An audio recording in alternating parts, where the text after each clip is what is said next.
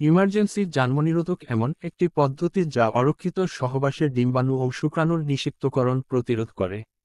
অরক্ষিত সহবাসের জন্য এমকন পিল, যা ইমার্জেন্সি কন্ট্রাসেপটিভ পিল হিসেবে পরিচিত, শুধুমাত্র জরুরি প্রয়োজনে ব্যবহার করা উচিত এবং এটি নিয়মিত জন্মনিয়ন্ত্রণ পদ্ধতির বিকল্প নয়। সাধারণত 1 মাসে একবারের বেশি এই পিল খাওয়ার সুপারিশ করা হয় না, কারণ এটি হরমোনাল ভারসাম্যে প্রভাব ফেলে এবং মাসিক চক্র অনিয়মিত করতে পারে। বারবার ব্যবহারে মাথা ব্যথা, বমি, ক্লান্তি বা বমি ভাবের মতো পার্শ্বপ্রতিক্রিয়া দেখা দিতে পারে।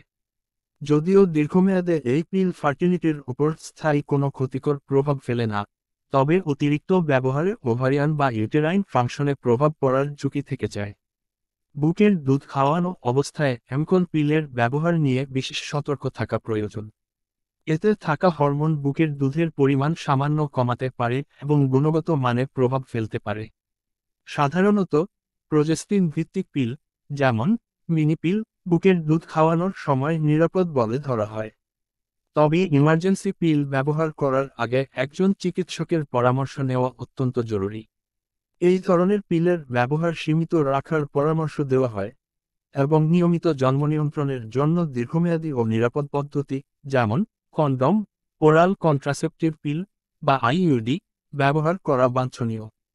বুকের দুধ খাওয়ানো মায়েরা বিশেষ সতর্ক থেকে চিকিৎসকের সঙ্গে পরামর্শের ভিত্তিতে পিল নির্বাচন করবেন।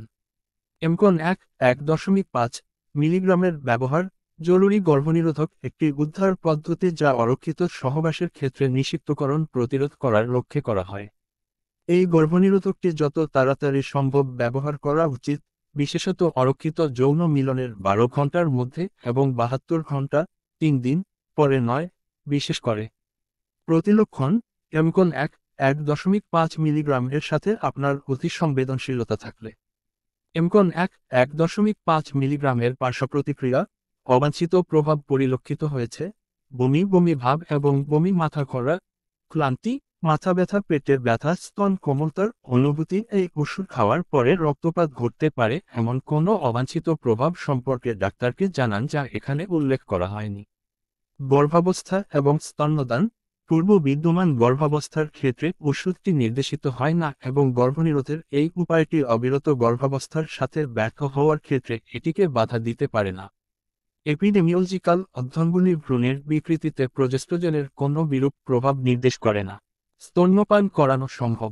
যাই হোক, যেহেতু এমকন 1.5 মিলিগ্রাম বুকের দুধে নিঃসৃত হয়, তাই পরামর্শ দেওয়া হয় যে আপনি প্রতিটি ট্যাবলেট নেওয়ার আগে অবিলম্বে বুকের দুধ খাওয়ান এবং প্রতিটি এমকন 1.5 মিলিগ্রাম ট্যাবলেট গ্রহণের পরে নার্সিং এড়িয়ে যান। এমকন 1.5 মিলিগ্রামের ওভারডোজের প্রভাব, বেশ কয়েকটি ডোজ গ্রহণের ক্ষেত্রে এই ওষুধের সাথে কোনো তীব্র বিষাক্ততা প্রদর্শিত হয়নি।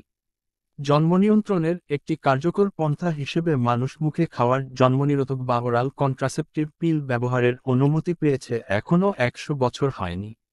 গত শতকের 1960 সালের 9 মে যুক্তরাষ্ট্রের ফুড অ্যান্ড ড্রাগ অ্যাডমিনিস্ট্রেশন মুখে খাওয়ার জন্মনিয়ন্ত্রণ বডির অনুমোদন দেয়।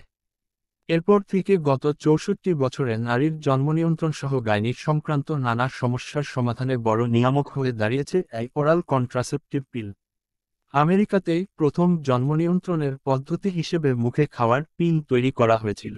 বার্মিংহাম এবং স্লোতে কয়েকশো বিবাহিত নারীর স্বেচ্ছাসেবকের উপর সেই পিলের কার্যকারিতা পরীক্ষা করা হয়েছিল। জন্মনিয়ন্ত্রণ বড়ি কেবলমাত্র নারীদের জন্যই তৈরি করা হয়। পুরুষদের জন্য এখনও জন্মনিয়ন্ত্রণ বড়ি বাজারে আসেনি। জন্মনিয়ন্ত্রণ বড়ি এক ধরনের ওষুধ যাতে হরমোন থাকে, যে হরমোন নারীর ডিম্বাশয় থেকে ডিম নিঃসরণে বাধা দিয়ে গর্ভধারণ প্রতিরোধে সহায়তা করে। বেশিরভাগ মুখে খাওয়ার গর্ভনিরোধকে অ্যাস্ট্রোজেন ও প্রোজেস্টিন হরমোন থাকে। এর প্রধান কাজ ওভুলেশন বা ডিম নিঃসরণে বাধা দেয়া এবং অ্যাস্ট্রোজেন মাসিকের রক্তপাত নিয়ন্ত্রণ করা। চিকিৎসকরা বলেন, বিশেষজ্ঞের পরামর্শ মতো নিয়মিত জন্মনিয়ন্ত্রণ বড়ি খেলে 99% ক্ষেত্রেই গর্ভধারণ প্রতিরোধ করা যায়। জন্মনিয়ন্ত্রণ পদ্ধতিগুলোর মধ্যে সবচেয়ে বেশি জনপ্রিয় মুখে খাওয়ার বড়ি। বাজারে কয়েক ধরনের বড়ি পাওয়া যায়, যেমন combined oral pill, progesterone only pill বা মিনি পিল এবং ইমার্জেন্সি পিল। এর মধ্যে সবচেয়ে প্রচলিত বড়ি বা পিল কম্বাইন্ড পিল, যা অ্যাস্ট্রোজেন ও প্রোজেস্টেরন হরমোনের মিশ্রণে তৈরি। তারা বলছেন, প্রথম প্রজন্মের বড়িতে হরমোনের যে উচ্চ মাত্রা ছিল তা এখন স্বল্প মাত্রার হয়েছে, শুধুমাত্র কোনো ব্যতিক্রমী অবস্থা ছাড়া যার পার্শ্ব প্রতিক্রিয়া অনেক কম। কম্বাইন্ড পিল সাধারণত 28টি ট্যাবলেটের একটি পাতায় পাওয়া যায়, যার মধ্যে 21টি সক্রিয় পিল থাকে আর 7টি নিষ্ক্রিয় আয়রন পিল থাকে। সাধারণ ক্ষেত্রে মাসিকের প্রথম দিন থেকে পিল খাওয়া শুরু করতে হয় এবং টানা 21 দিন খেতে হয়। প্রথম দিন খেতে ভুলে গেলে পঞ্চম দিন পর্যন্ত যেকোনো দিন শুরু করা যায়। কেউ একদিন পিল খেতে ভুলে গেলে পরদিন যখন মনে পড়বে তখনই খেয়ে নেওয়ার পরামর্শ দেন চিকিৎসকরা। স্বাস্থ্য ও ওষুধ নির্দেশিকামূলক সকল ভিডিও আপডেট পেতে, ভিডিও সকল নোটিফিকেশন পেতে অবশ্যই পাশের বেল বাটনটি ক্লিক করে অল করে দিন। আজকের বিষয় সমূহ বিস্তারিত দেখুন। আরও স্বাস্থ্য ও ওষুধ নির্দেশিকামূলক সকল ভিডিও বিস্তারিত দেখুন।